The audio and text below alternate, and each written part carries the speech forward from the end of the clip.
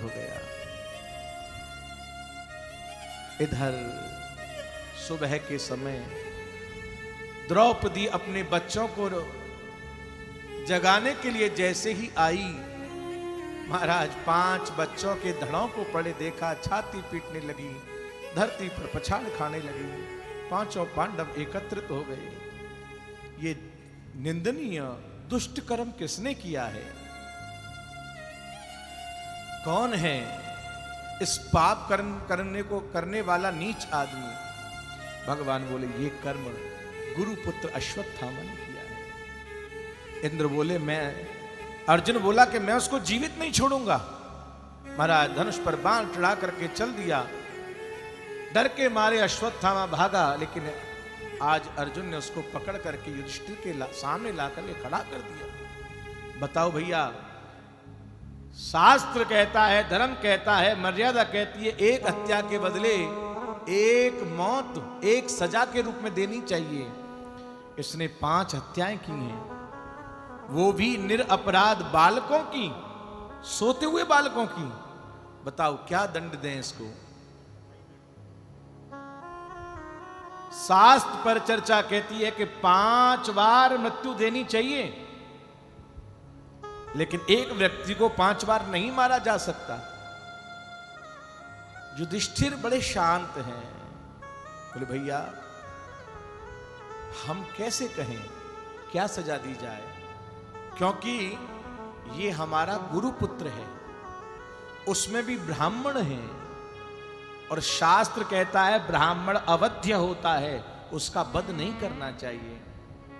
भीमसेन बोला वाह, यदि ऐसे ही न्याय होने लगे तो ब्राह्मण धर्म का सहारा लेकर के लोग पापी बन जाएंगे।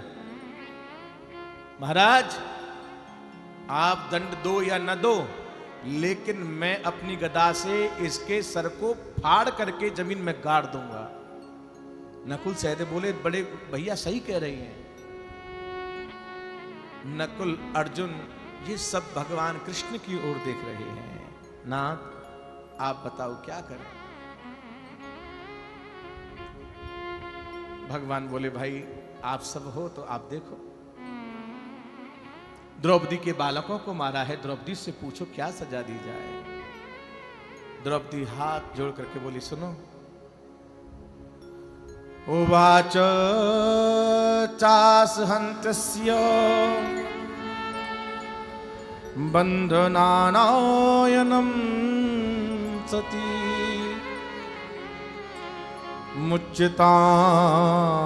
मुच्यतामेष ब्राह्मणो नितराम गुरु।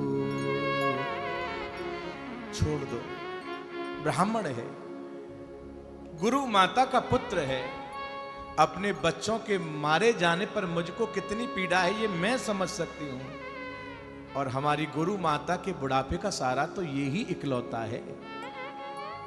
गुरु जी रहे नहीं, गुरु माता की सेवा कौन करेगा, सहायता कौन करेगा, उनका ध्यान कौन रखेगा? ये मर गया तो बुढ़ापे में उनका जीवन बड़ा दुख में हो जाएगा। भीमसेन बोले ये एक करुणा दिखाने का समय नहीं है। बताओ भला कोई मां अपने बच्चों के हत्यारे को छोड़ सकती है? कभी भी नहीं छोड़ेगी। लेकिन जिसको अपनी सखी कहते हैं मेरे गोविंद, उसके मन में सभी के प्रति करुणा है, सभी के प्रति निश्चल प्रेम है। अपने बच्चों का दुख भूल करके अपने स्वजनों के दुख की आज स्मृति करते हुए कह रही है छोड़ दो, मुच्यताम मुच्यताम, ब्राह्मण है, गुरु मां का बालक है। अर्जुन बोला नाथ न्याय तो आपको करना पड़ेगा। ब्रह्म बंधुर न हंतव्य आतताई बधार्हण मयैवो भयमाम्नातम् परिपायानुशासनम्।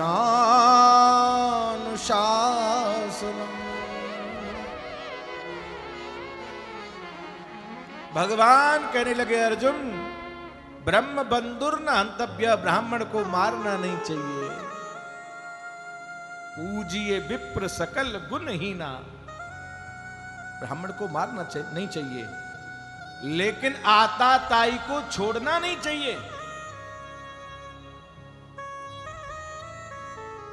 अश्वत्थामा ब्राह्मण भी है और आताताई भी है।